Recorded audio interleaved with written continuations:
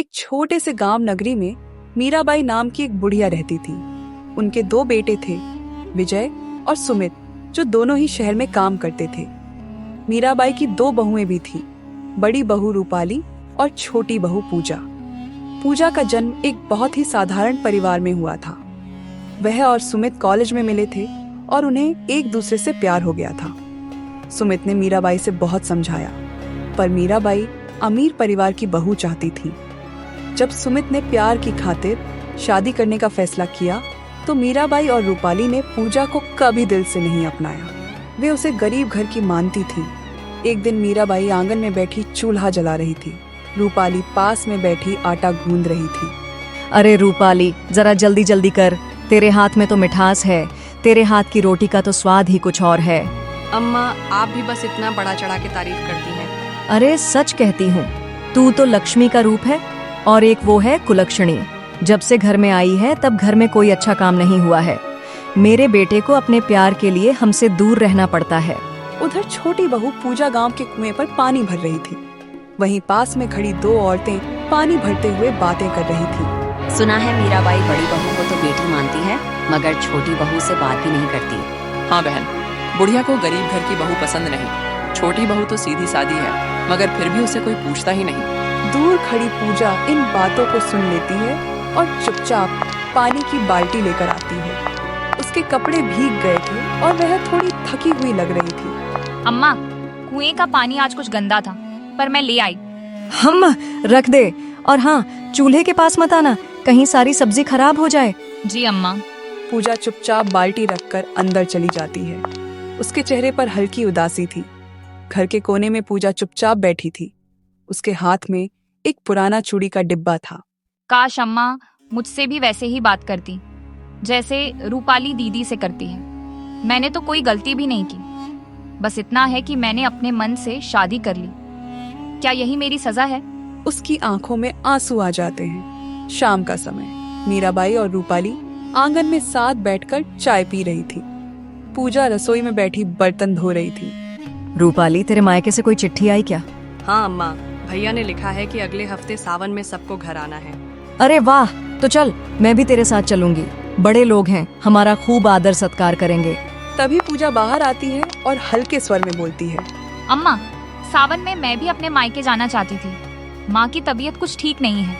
तेरे मायके जाने का वक्त बाद में भी आएगा, पहले घर का काम देख। तेरे भैया भाभी तो वैसे ही गरीब हैं, क्या करेंगे तेरे लिए? कोई फायदा नहीं तेरे वहाँ जाने का। पूजा चुप हो जाती है। रात का समय, पूजा अपनी खाट पर लेटी थी, पर उसे नींद नहीं आ रही थी। माँ सही कहती थी, अमीर गरीब का फर्क लोग कभी नहीं भूलते। शायद मुझे चुप रहकर ही यह सब सहना होगा, मगर कब तक? रात के सन्नाटे में दूर कहीं कुत्ते भौंक रहे थे और गांव में हल्की ठंडी हवा बह रही थी। सुबह का समय, आंगन में गाय बंधी थी। बड़ी बहू रूपाली दूध दूहकर रसोई में रख रही थी। अचानक उसका हाथ फिसल जाता है और पीतल का बर्तन गिरकर दूध फैल जाता है। अरे बाप रे, ये क्या हो गया? अम्मा को पता चला तो मेरी बहुत डांट पड़ेगी। कुछ पल सोचने के बाद उसके चेहरे पर चालाकी भरी मुस्कान आ जाती है। क्यों ना यह इल्जाम पूजा पर लगा दूं? वैसे भी अम्मा को उस पर भरोसा नहीं, वो मेरी बात झट से मान लेंगी। रूपाली आंगन में आती है। पूजा वहीं कपड़े धो रही थी। अरे पूजा, आज मेरी कमर में थोड़ा दर्द हो रहा है, जरा उस कमरे में रखी टोकरियां तो ले आ। अच्छा दीदी, अभी लाती हूँ। पूजा अनजान सी होकर कमरे की तरफ चल देती है। जैसे ही पूजा कमरे में दाखिल होती है, रूपाली दौड़कर आंगन में जाती है और मीराबाई को बुलाती है। अम्मा अम्मा, जल्दी चलो, देखो पूजा ने क्या कर दिया। दोनों तेजी से कमरे में पहुंचते हैं। पूजा टोकरियां उठाए खड़ी थी और दूध जमीन पर फैला हुआ था। यह देख बुढ़िया गुस्से से लाल हो जाती है।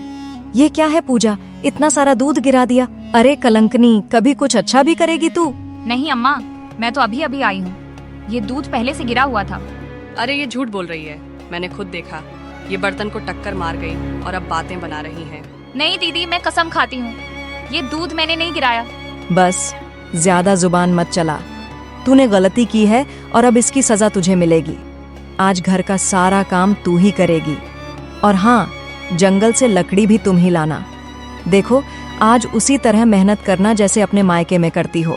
जी, मैं कर लूंगी। वह चुपचाप कमरे से निकल जाती है। उसके हाथ कांप रहे थे, पर चेहरे पर बेबसी थी। आंगन के कोने में बैठी पूजा अपने आप से सोच रही थी। जिस गलती मैंने की ही नहीं, उसका बोझ भी मुझे ही उठाना होगा।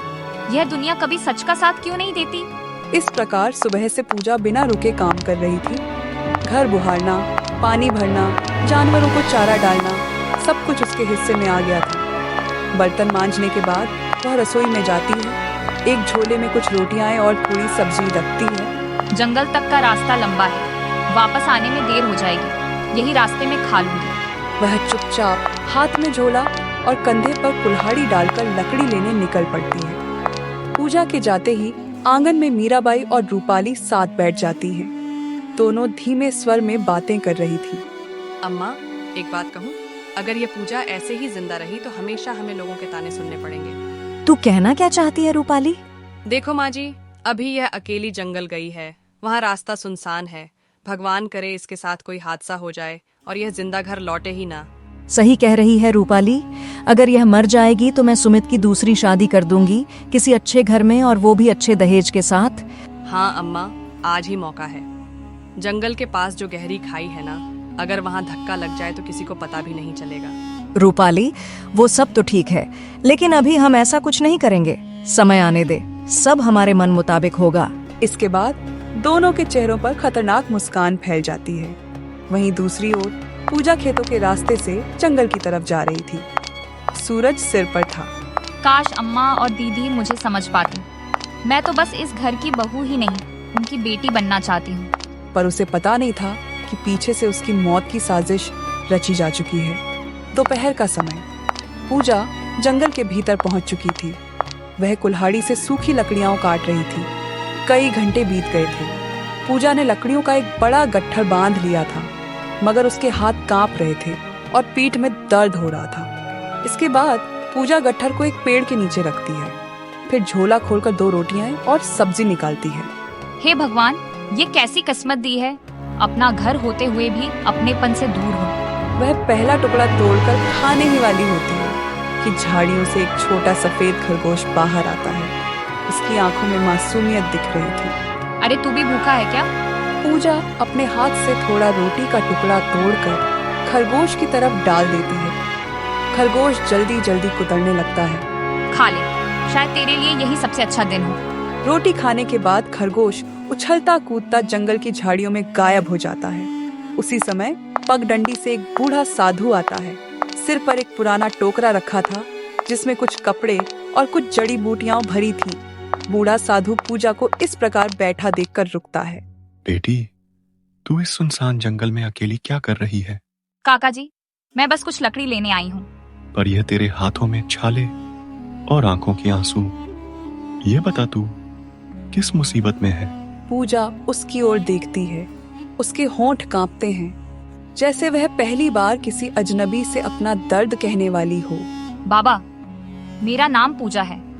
मैं नगरी गांव की रहने वाली हूँ, लेकिन मेरी सास और जेठानी मुझे अपनाते नहीं। जो गलती मैंने की ही नहीं, उसके लिए मुझे रोज अपमान सहना पड़ता है। पूजा टूटे टूटे शब्दों में अपनी पूरी कहानी बता देती है। बेटी, यह दुनिया कभी कभी अच्छे लोगों को ही ज्यादा कसौटी पर परखती है, पर तू चिंता मत कर, तेरा भी समय जरूर आएगा। पूजा बूढ़े की थकी आंखें और दुबला पतला शरीर देखती है। बाबा, आप भूखे लग रहे हो? मेरे पास थोड़ी रोटियां हैं, आप खा लो। नहीं बेटी, तू खुद के लिए लाई है, तू ही खा ले। बाबा, मैं कई रोटी खा चुकी हूँ और शायद यह आपके लिए ही बच गई थी। कृपया आप इन्हें खा लीजिए। फिर काफी मान मनोबल के बाद बूढ़ा साधु रोटी और थोड़ी सब्जी खा लेता है। रोटी खाने के बाद गंभीर स्वर में बोलता है, बेटी, याद रखना, अगर कभी भी कोई मुसीबत आए तो अपने बुजुर्गों और पूर्वजों को याद करना। हमारे पूर्वज बुरे समय में हमारा साथ देते हैं, बस सच्चे दिल से उन्हें पुकारना। बाबा, क्या सच में ऐसा होता है? हाँ, यह वही सच्चाई है बेटी, जो सच्चे मन और विश्वास से जुड़ी हो। धन्यवाद बाबा, आपने जो कहा मैं याद रखूंगी। जाओ बेटी, भगवान तेरा भला करे। पूजा जंगल के रास्ते से गांव की ओर चल देती है। बूढ़ा वहीं खड़ा उसे जाता देखता है। उसकी आंखों में कुछ रहस्य छुपा था। शाम का समय। दिन भर की थकान के बावजूद पूजा ने पूरे घर के लिए खाना तैयार किया।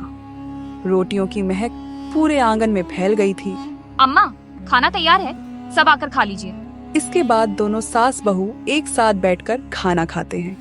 पूजा आखिर में बचा हुआ खाना खाती है। इसके बाद बर्तन धोती है, फिर सोने चली जाती है। रात का गहरा सन्नाटा।